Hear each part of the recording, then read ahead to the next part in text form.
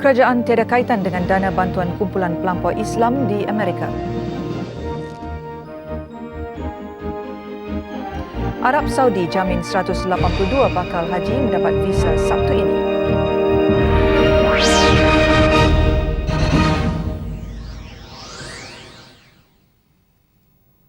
Antara paparan utama malam ini, kerajaan digesa haramkan parti politik yang ingkar undang-undang.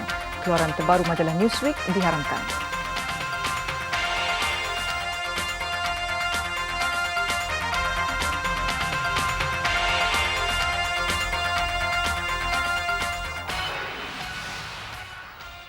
Assalamualaikum dan salam sejahtera. Kerajaan Malaysia tidak mempunyai sebarang kaitan dengan bantuan dana untuk kumpulan pelampau Islam Amerika Syarikat berjumlah 38 juta ringgit yang dilaporkan datang dari negara ini. Timbalan Perdana Menteri Datuk Seri Abdullah Ahmad Badawi berkata, dana itu adalah daripada seorang bekas pemimpin yang membuat sumbangan untuk kepentingan diri dan bukan menerusi pihak berkuasa Malaysia. Dan secara tidak menurut langsung, Timbalan Perdana Menteri, Malaysia tetap tegas dengan pendirian untuk menentang sebarang bentuk keganasan sejak dahulu lagi. Kita tentu rasa duka cita lah. Saya ingat ini bantuan yang dikeluarkan tak kena mengena dengan bantuan Malaysia, bukan bantuan negara Malaysia tu. Mungkin ini adalah bantuan ikhtiar individu yang berkenaan. Bantuan keuangan yang dihulurkan bekas pemimpin itu tiada kena mengena dengan kerajaan atau negara ini dan ia lebih bersifat bantuan secara pribadi.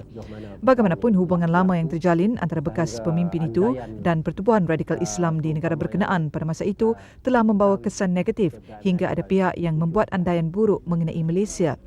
Beliau berkata kerajaan akan menjalankan kajian terperinci untuk mengetahui sejauh mana perkara itu sudah berlaku.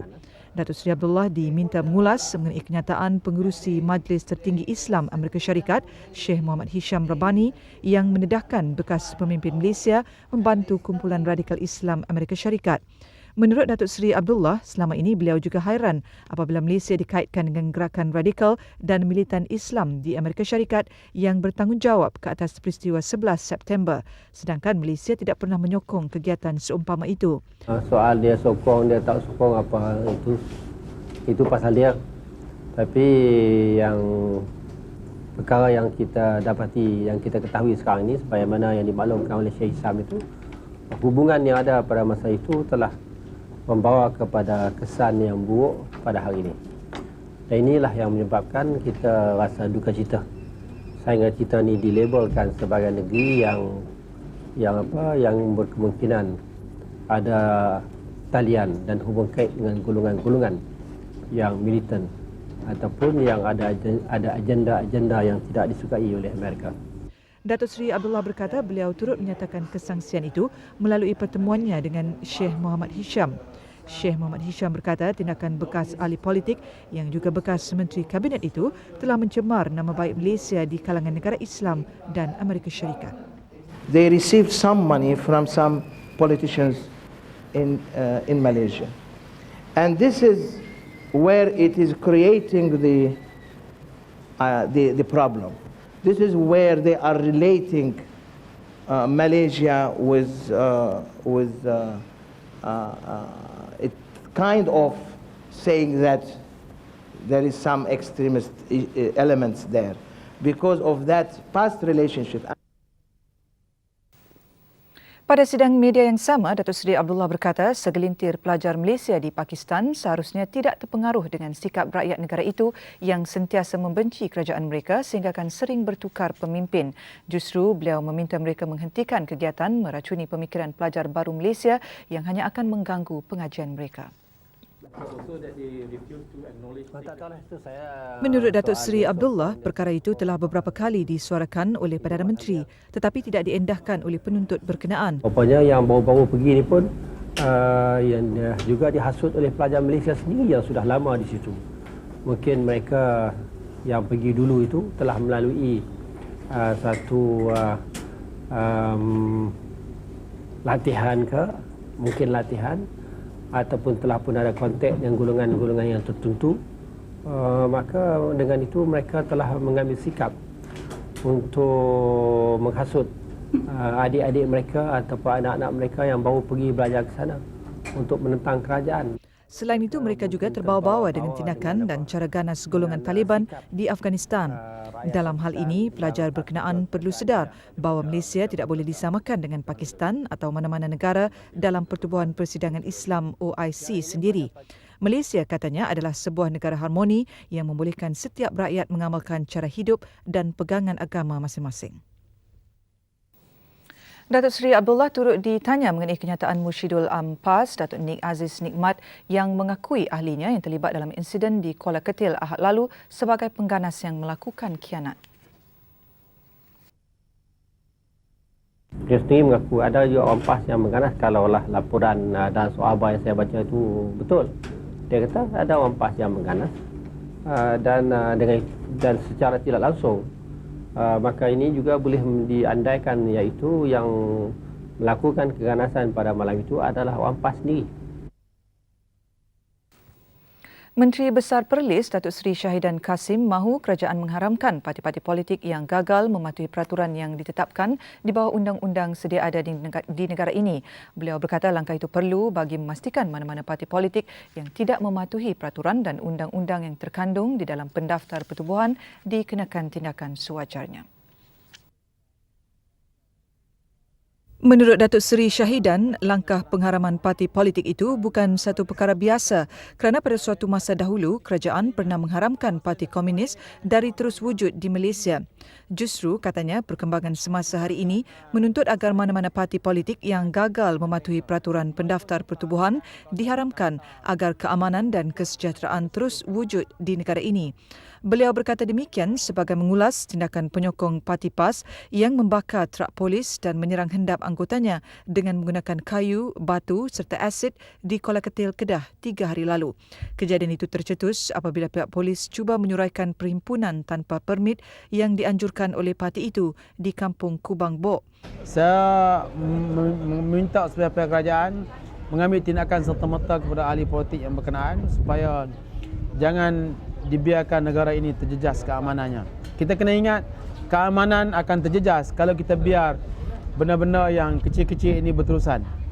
Datuk Seri Syahidan yang kesal dengan tindakan penyokong PAS yang merosakkan harta benda dan mengancam ketenteraman awam memberi amaran agar PAS menghentikan semua itu.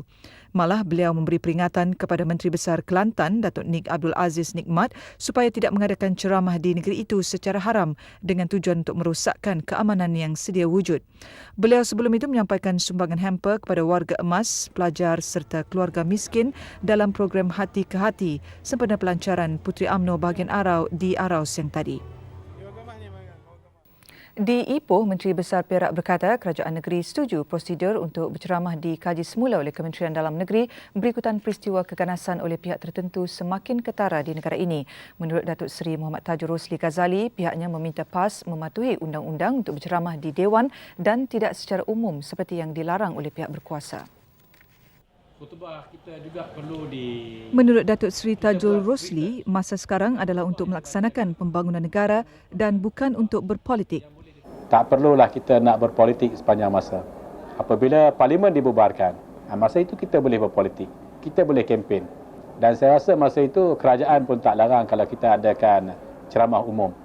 Saya masih ingat di Perlis apabila Datuk Nik Aziz, Menteri Besar Kelantan, berceramah. Beribu orang hadir dan mereka duduk atas jalan sampai jalan terpaksa ditutup. Tapi oleh kerana waktu itu pilihan raya, polis tidak mengambil apa-apa tindakan. Pemimpin Barisan Nasional BN juga diminta berceramah mengikut prosedur dengan tidak berucap di masjid.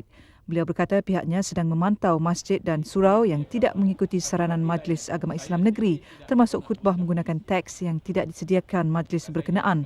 Beliau turut mengingatkan supaya tiada pihak yang meminta beliau berucap di masjid. Dalam pada itu, PAS masih enggan akur kepada undang-undang dan akan terus mengadakan ceramah di seluruh negara sama ada majlis yang dianjurkan itu mendapat permit polis atau sebaliknya. Timbalan Presiden PAS, Datuk Seri Abdul Hadi Awang berkata soal mendapatkan permit bukan tanggungjawab parti tetapi adalah tugas penganjur.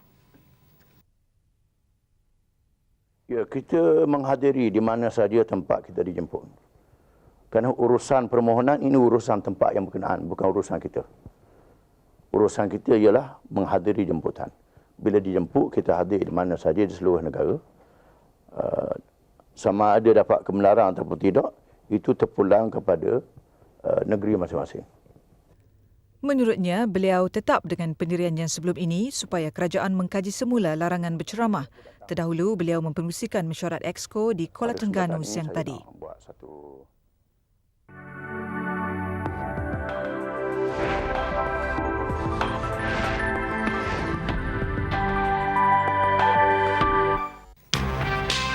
Seketika nanti, bacaan ayat suci Al-Quran oleh Doktor Malaysia beri kedamaian jiwa pelarian.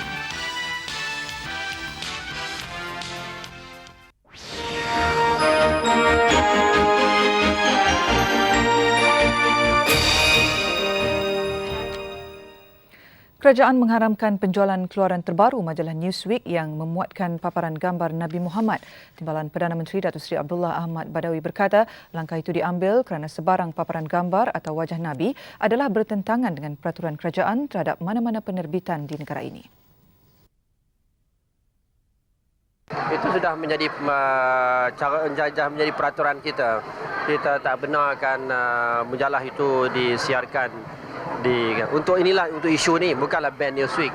Untuk isu yang mengandungi gambar Rasulullah tu kita tak benar diedarkan. Datuk Seri Abdullah ditanya sama ada Malaysia akan mengharamkan keluaran terbaru majalah itu yang mengandungi gambar manuskrip dari Turki yang menunjukkan gambar Nabi Muhammad dan Malaikat Jibril. Kerajaan Indonesia dan Bangladesh sudah mengharamkan pengedaran majalah Amerika Syarikat bertarikh 11 Februari itu. Datuk Seri Abdullah hadir pada Majlis Rumah Terbuka Tahun Baru Cina Parti Gerakan bahagian Kepala Batas petang tadi. Beliau turut menghadiri majlis yang sama anjuran Parti MCA Negeri Pulau Pinang.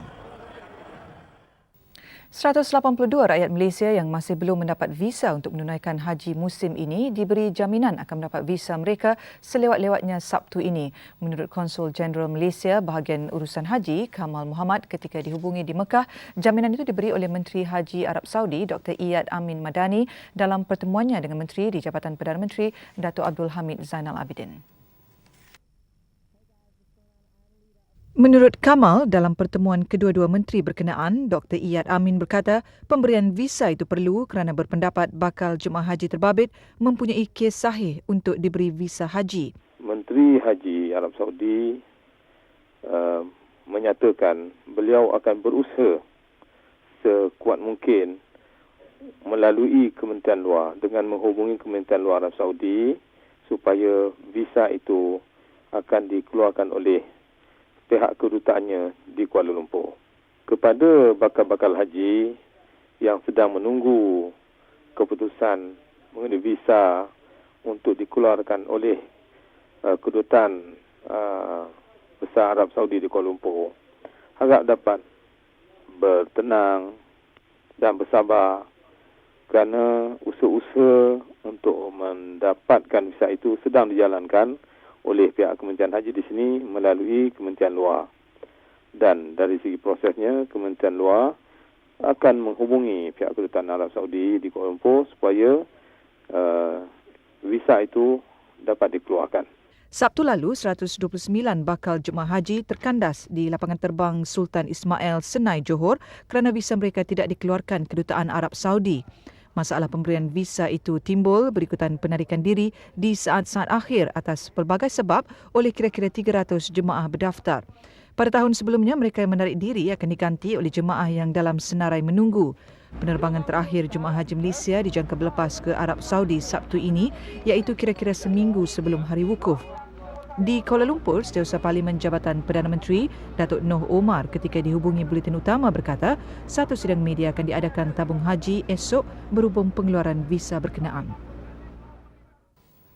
Bagi bakal jemaah yang terkandas sebelum ini, berita pemberian visa haji kepada mereka sememangnya dinantikan. Mereka turut bersyukur dan berterima kasih kepada Kerajaan Arab Saudi dan tabung haji kerana memberi peluang kepada mereka untuk menunaikan haji tahun ini walaupun pada saat akhir.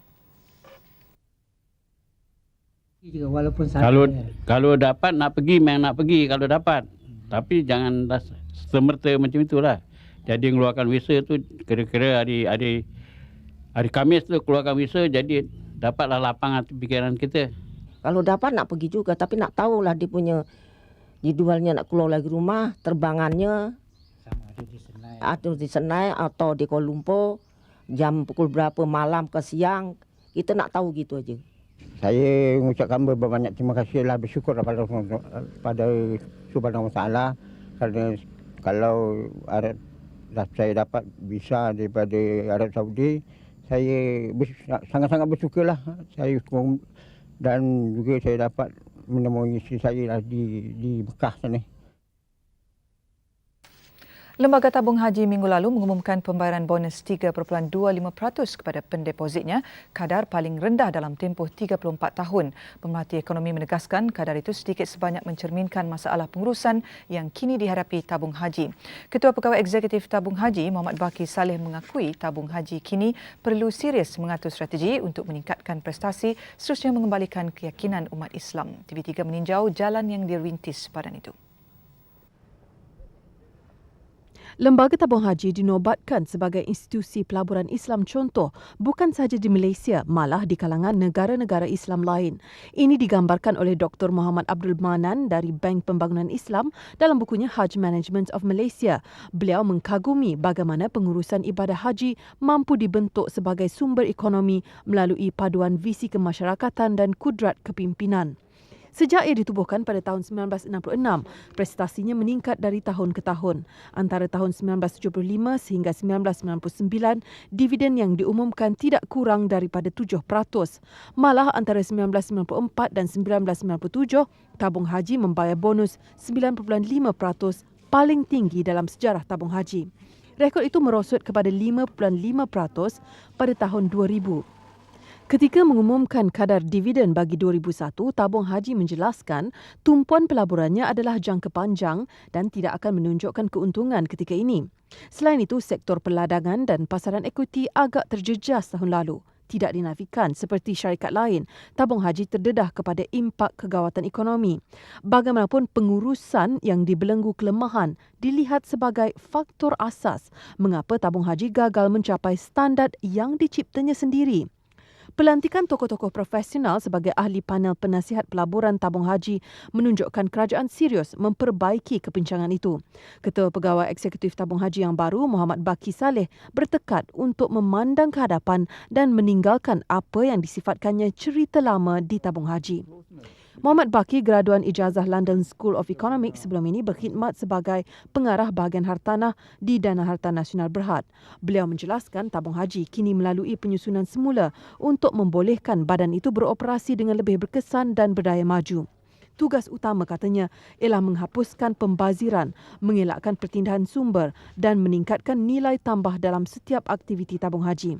Dulu kita ada banyak anak-anak syarikat yang mainly one project punya anak syarikat. So moving forward ni we will consolidate di mana anak-anak syarikat involved in same or similar activities, we put them under one roof so that we can control the overheads and at the same time be a player which can certainly leave an impact or create a lot of value in the industry. Muhammad Baki berkata anak syarikat yang tidak mampu bersaing dalam bidangnya mungkin akan ditutup. Ketika ini, Tabung Haji mempunyai 16 anak syarikat dan ini dijangka berkurangan kepada 5 atau 6 selepas penstrukturan semula. Ada anak syarikat berkenaan berpotensi disenaraikan di Bursa Saham Kuala Lumpur. Aktiviti tumpuan Tabung Haji pada masa hadapan ialah perladangan dan hartanah di samping pelaburan portfolio untuk meningkatkan pulangan jangka pendek.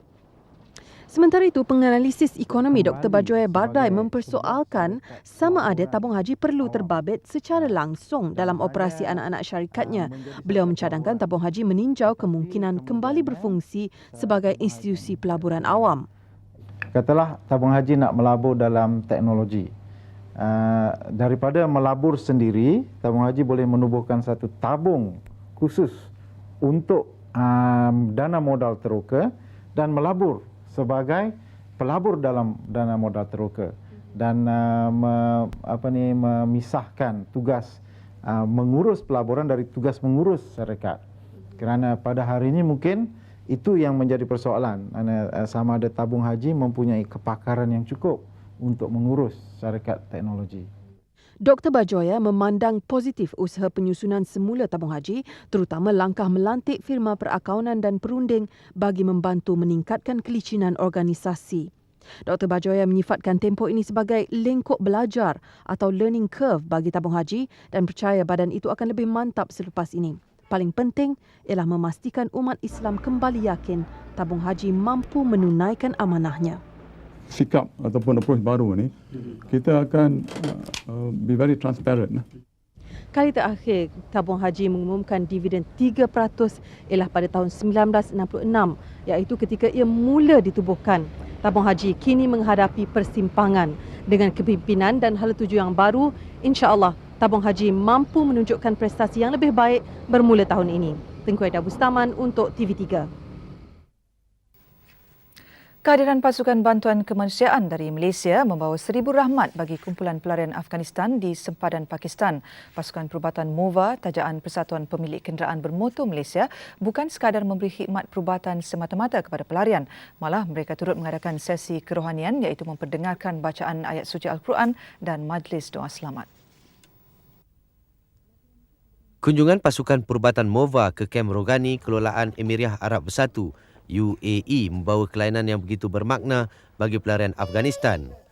Pelarian di kem ini, terutama kanak-kanak, terpesona seketika apabila diperdengarkan dengan bacaan Al-Quran oleh anggota pasukan perubatan MOVA, Dr. Khairul Hana Abdul Karim.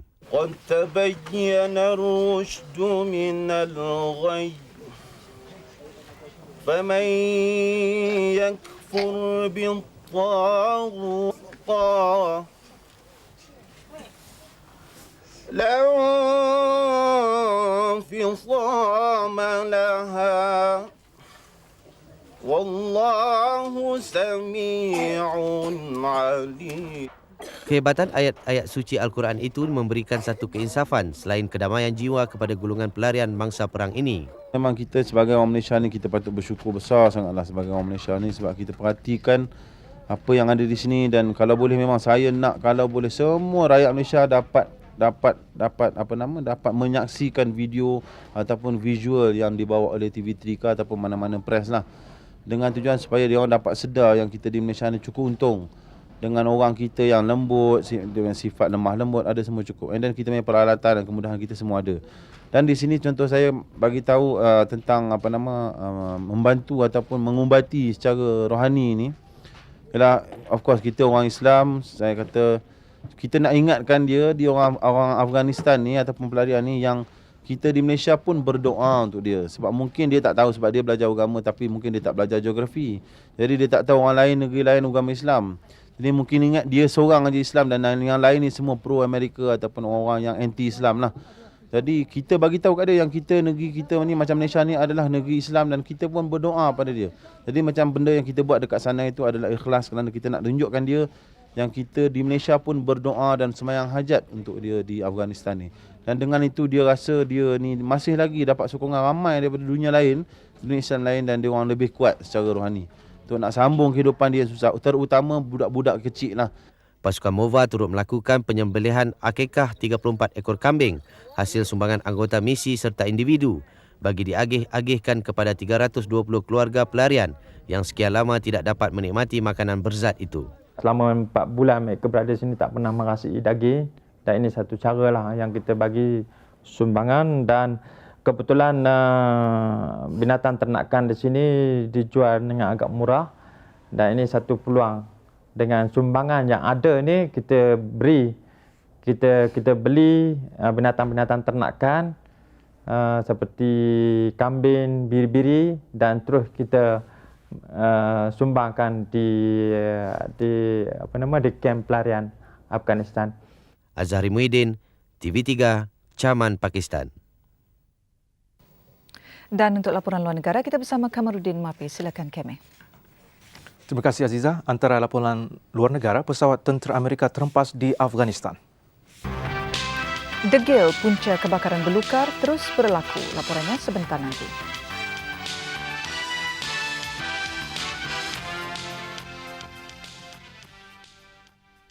Salam sejahtera. Filipina dan Amerika Syarikat meluluskan dokumen terakhir operasi bersama tentera kedua-dua negara membantras kumpulan Abu Sayyaf. Pemeteraian perjanjian bagi terma akhir itu membuka laluan luas bagi pengambilan lebih ramai anggota pasukan khas Amerika menyertai misi di Kubu Kuat Abu Sayyaf di Basilan. Perjanjian dimeterai hasil rundingan lewat malam semalam antara Naib Presiden Filipina yang juga setiausaha luar Teofisto Guengona dengan penolong setiausaha Amerika Syarikat untuk hal ehwal Asia Timur dan Pasifik James Kelly. Presiden Gloria Macapagal Arroyo berkata dokumen itu akan diserahkan kepada Kongres. Operasi bersama yang dipanggil Balikatan akan berterusan selama 6 bulan bermula 15 Januari lalu. Ia membabitkan 660 anggota tentera Amerika Syarikat.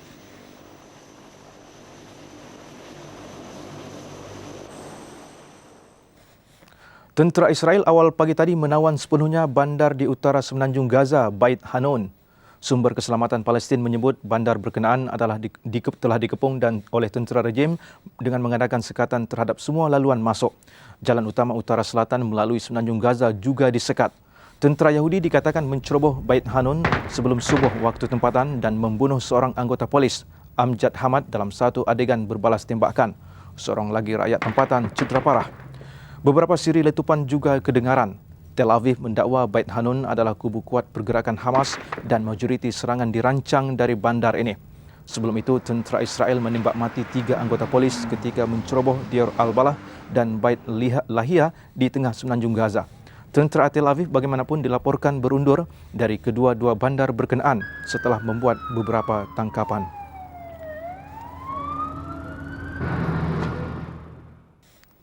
Terdahulu, Setiausaha Agung PBB Kofi Annan mahu Israel menghentikan tindakannya menjadikan pemimpin Palestin Yasir Arafat tahanan rumah. Beliau sebaliknya menggesa kedua-dua pihak kembali ke meja rundingan dan mencari penyelesaian sebaik mungkin. Sementara pemerhati tetap Palestin ke Badan Dunia itu, Nasir Al-Qidwa, menyalahkan Amerika Syarikat di sebalik tindakan Tel Aviv yang semakin berani mencabuli hak rakyat negaranya. The destruction of Palestinian Authority's infrastructure will only increase the difficulty it has in meeting both its political and its security commitments. Certainly, the virtual house arrest imposed on President Arafat should be lifted. Daily violence, wide-scale destruction, and repeated closures have had a catastrophic effect on the Palestinian economy. Ucapan Annan pada perasmian persidangan jawatankuasa PBB berhubung hak tetap rakyat Palestin ini dilihat paling bertenaga sejak konflik tercetus 16 bulan lalu. Al-Qidwa menambah, Israel bukan sahaja cuba menghancurkan kerajaan Palestin dan sebarang usaha damai, bahkan terus menambah penderitaan rakyat negara itu dengan memusnahkan sakibaki kemudahan yang ada. Ini semua, katanya, gara-gara pihak ketiga yang menamakan dirinya sebagai penggalak damai di Asia Barat. I feel that more could have and should have been done. This has not been the case probably due to the despair and frustration at positions coming out of Washington, D.C. Positions that have effectively allowed Mr. Sharon and his government to escape the peace process, to thwart the existing agreements, to put aside and refuse implementation of the Mitchell recommendations, and finally, to wage an all-out attack against the Palestinian Authority and its leaders. Mesyuarat Menteri-Menteri Luar Kesatuan Eropah EU dan Pertubuhan Persidangan Islam OIC yang berakhir hari ini juga menggesa keganasan di Asia Barat dilenyapkan. Perkara itu dimuatkan dalam teks deklarasi hasil mesyuarat 2 hari di Istanbul. Perselisihan faham bagaimanapun wujud di kalangan 40 menteri yang hadir apabila wakil negara-negara Arab mendesak definisi bersama keganasan turut dimasukkan ke dalam teks deklarasi. EU menolak tuntutan itu atas alasan ia sudah pun wujud dalam resolusi dan deklarasi antarabangsa tentang hak asasi manusia. Forum Anjuran Turki bertujuan mengeratkan semula hubungan dunia Islam dan negara-negara Barat. Turut menjadi agenda pertemuan kemungkinan serangan Amerika Syarikat ke atas Iraq. Wakil Britain Jack Straw semalam berkata dialog perlu menjadikan isu keganasan dan layanan terhadap wanita Islam sebagai agenda utama. Sementara Menteri Luar Jerman Joschka Fischer mempersoal sama ada dialog yang diadakan sejajar dengan perundangan Islam.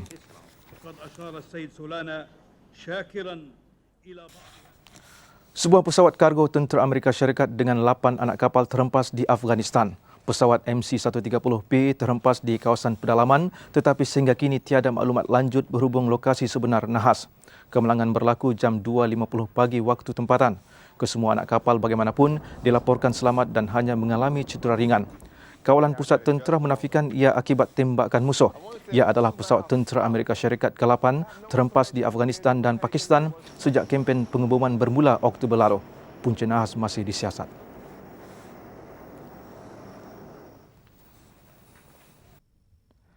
Sementara itu, PBB secara rasminya menutup kem pelarian Jaluzai di barat daya Peshawar, Pakistan.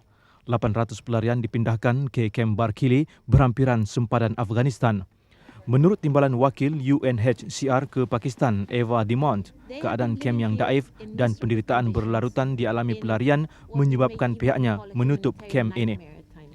Kem Jaluzai yang terletak kira-kira 40 km dari Peshawar adalah satu daripada 14 kem bagi 250,000 pelarian Afghanistan di sempadan Pakistan. Kebanyakan kemah yang didirikan pelarian di kem ini dibina daripada bahan buangan seperti plastik dan pakaian buruk.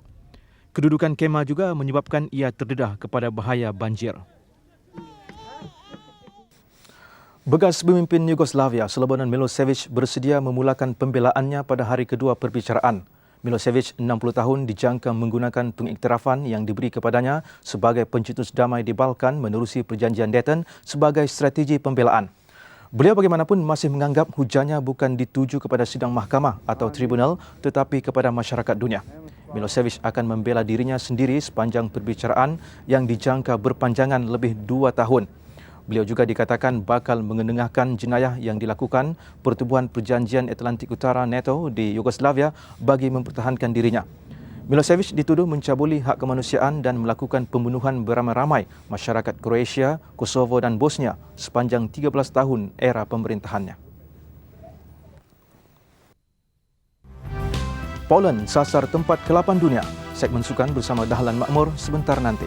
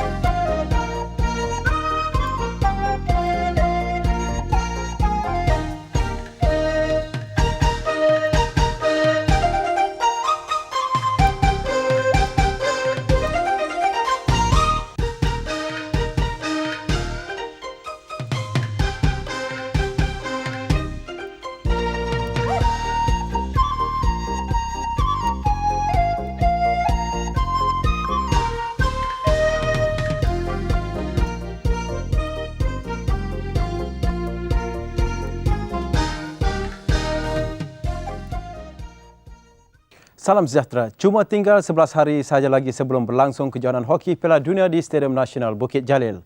Namun hanya 20% tiket yang terjual. Menurut Persekutuan Hoki Malaysia, antara punca utama penjualan tiket terjejas teruk disebabkan serangan pengganas di Amerika Syarikat 11 September lalu. Sebelum tragedi ini berlaku, permintaan tiket luar terutama dari Australia dan Belanda amat menggalakkan. Memetik laporan bernama yang menemui bendahari PHM S. Parampalam, penyokong Belanda membayangkan untuk membeli 1,200 tiket. Namun mereka mengubah fikiran. Bagaimanapun PHM yakin permintaan terhadap tiket terutamanya dari luar negara akan meningkat. Bagi menarik kehadiran penyokong tempatan pula, PHM menawarkan kadar harga RM10 bagi satu perlawanan. Bagaimanapun tiket berharga murah yang dilancarkan Jumaat ini diperuntukkan hanya untuk 7,000 tempat duduk sementara. PHM juga menawarkan potongan harga 40% bagi tempat duduk tetap kepada peminat hoki Malaysia. Stadium Nasional mempunyai 12,500 tempat duduk tetap dan 5,000 tempat duduk sementara. Manakala pada bersebelahannya memiliki 2,200 tempat duduk tetap dan 2,000 tempat duduk sementara. Sementara itu, Poland menyada harapan kepada 6 tonggak Olimpik bagi membawa cabaran pada kejohanan hoki Piala Dunia. Meskipun tidak menyenarai penjerang berbisa Piotr Mikula, gabungan barisan lama dan baru skuad bimbingan Jesse Jeskovia itu tetap yakin mampu meletakkan diri antara 8 pasukan terbaik. 22 pemain termasuk pegawai dan jurulatih Poland tiba di Kuala Lumpur pagi tadi. Poland yang diundi dalam kumpulan B mengakui saingan Piala Dunia kali ini memang sengit. Apatah lagi bermain di Malaysia, faktor cuaca pasti memberi kelebihan kepada pasukan Asia. Untuk itu, Poland tiba awal bagi menyesuaikan diri selain mengadakan beberapa perlawanan persahabatan. I'd like to play some test matches against South Africa, also maybe against New Zealand. Today we will speak to manager New Zealand because we know that they come today. Probably we'll play first test match on 19th. Sebelum ke Kuala Lumpur, Poland mengadakan latihan intensif di Spanyol.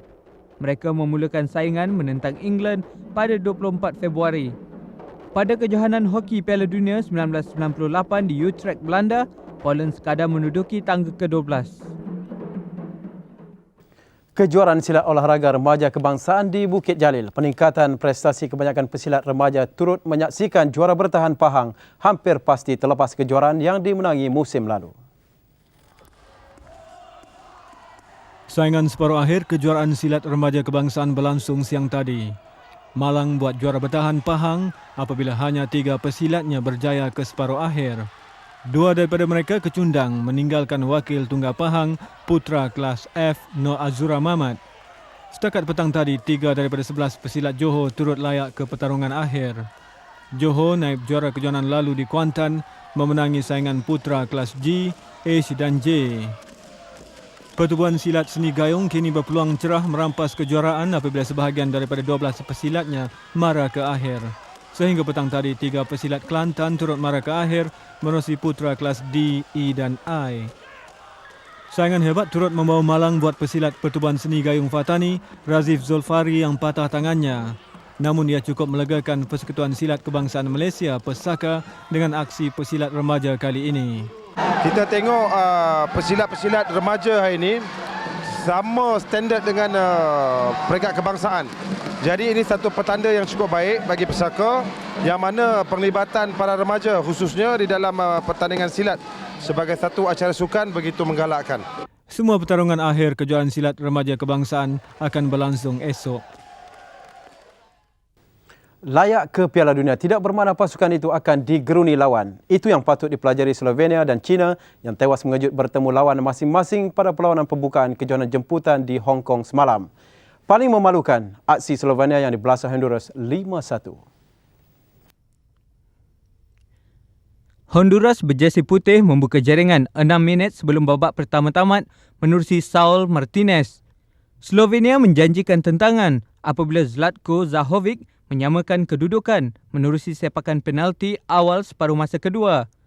Bagaimanapun, sejurus kemudian, Martinez terus cemerlang apabila sekali lagi meletakkan Honduras di depan selepas memperdaya 2 pertahanan Slovenia. Kelincahan Martinez sukar dibendung apabila melengkapkan hat-trick pada minit ke-67. Ketumpulan jentera serangan nyata mengecewakan Slovenia. Sebaliknya, Honduras terus garang dengan gol keempat juga menerusi Martinez pada minit ke-72. Slovenia terus parah apabila pemain gantian Christian Martinez menjadikan kedudukan 5-1 5 minit sebelum permainan tamat. Pada satu lagi pertemuan, pilihan Hong Kong mencipta kejutan menumpaskan China 4-3 menerusi sepakan penalti. Bagaimanapun, China terlebih dahulu di depan menerusi Yu Genwei pada awal babak kedua selepas kedudukan terikat tanpa jaringan pada separuh masa pertama. Namun, pilihan Hong Kong bangkit menyamakan kedudukan 5 minit kemudian melalui tandukan Edible Phil Ho. Terikat satu sama memaksa kemenangan ditentukan menerusi sepakan penalti. Penjaga gol pilihan Hong Kong, Li Yi, bertindak cemerlang menahan kemas sepakan Fan Chun Yip. Phil Ho memastikan kemenangan 4-3 berpihak kepada pilihan Hong Kong apabila sepakannya menerjah ke penjuru gawang. Dalam pada itu, Ecuador mencatat kemenangan moral di Eropah apabila menundukkan Turki 1-0. Meskipun keputusan sekadar perlawanan persahabatan, ia tetap melegakan jurulatih Ecuador, Hernan Gomez, yang dikritik hebat setelah prestasi buruk pasukan itu pada kejohanan Piala Emas bulan lalu. Pertemuan dua finalis Piala Dunia dari Eropah dan Amerika Selatan itu sememangnya dinanti ribuan peminat. Kawalan bola kemas Turki membolehkan mereka mendominasi saingan awal. Ilhan Mansis hampir memecah kebuntuan namun rembatannya tersasar. Ecuador turut berpeluang namun jaringan Kleber Chala dibatalkan akibat offside. Selepas itu, penjaga gol Ecuador, Jose Chavelos, bertindak cemerlang menyelamatkan dua percubaan berbahaya Turki. Ecuador berjaya memperolehi gol pertama hasil tandukan Edwin Tenorio 20 minit permainan babak kedua berlangsung. Kelalaian pertahanan Turki hampir memberi gol kedua buat Ecuador. Tetapi bola yang hampir masuk diselamatkan Mehmet Polat. Turki terus kecewa apabila pengadil enggan memberikan sepakan penalti meskipun bola jelas terkena tangan pertahanan Ecuador, Carlos Tenorio. Akhir saingan Ecuador 1, Turki 0. Laporan tadi mengakhiri segmen sukan untuk malam ini. Kembali bersama Azizah sebentar nanti. Salam hormat, majulah sukan untuk semua. Kita jumpa lagi. Bertemu kembali. Perayaan Tahun Baru Cina terus disambut meriah untuk hari kedua hari ini. Di Sabah dan wilayah Persekutuan Labuan, suasana sambutan diwarnai dengan tradisi kunjung-mengunjung ke rumah terbuka.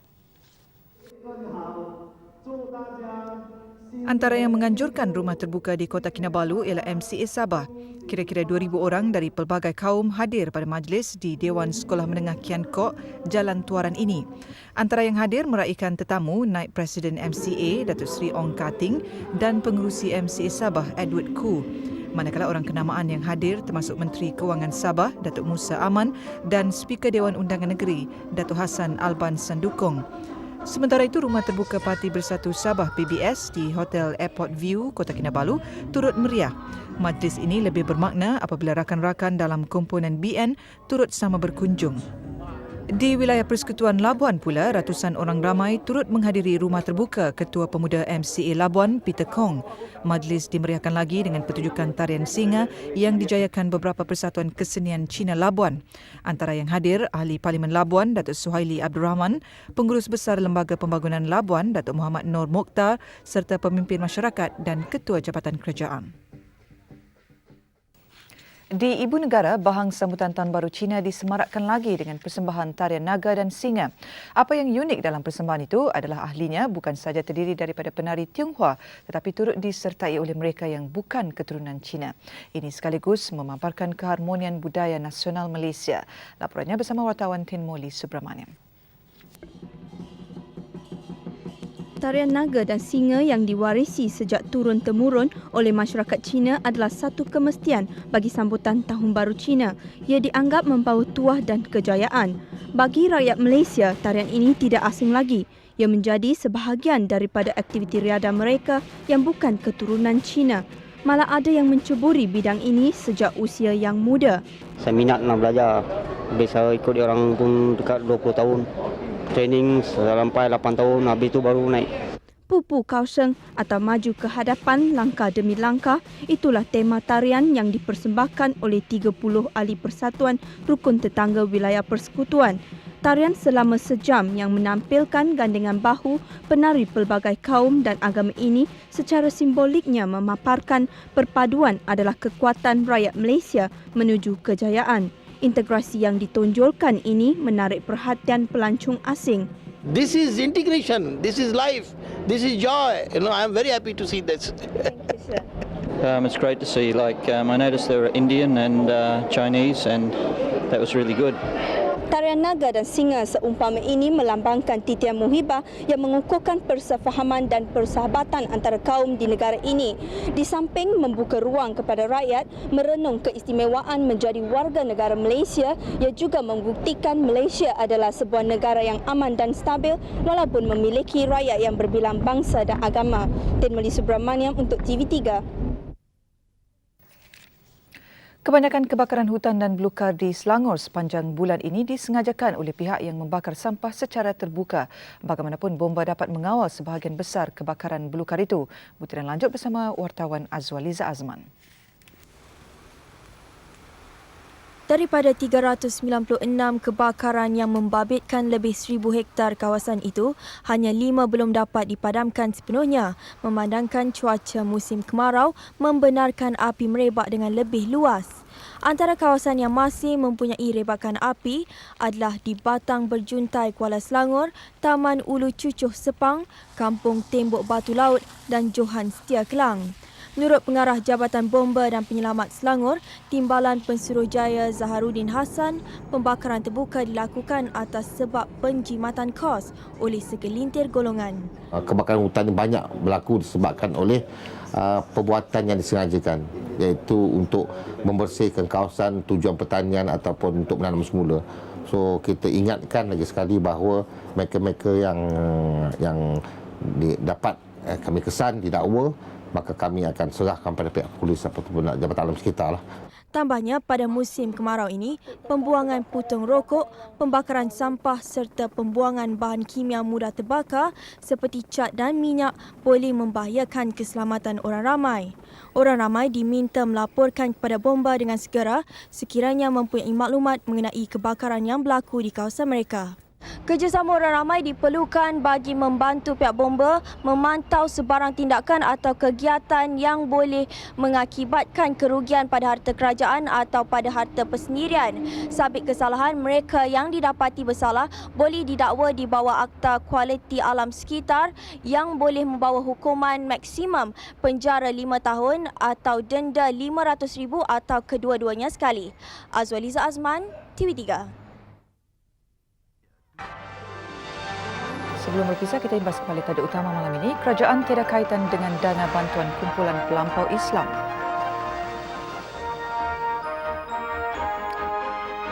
Arab Saudi jamin 182 bakal haji mendapat visa Sabtu ini.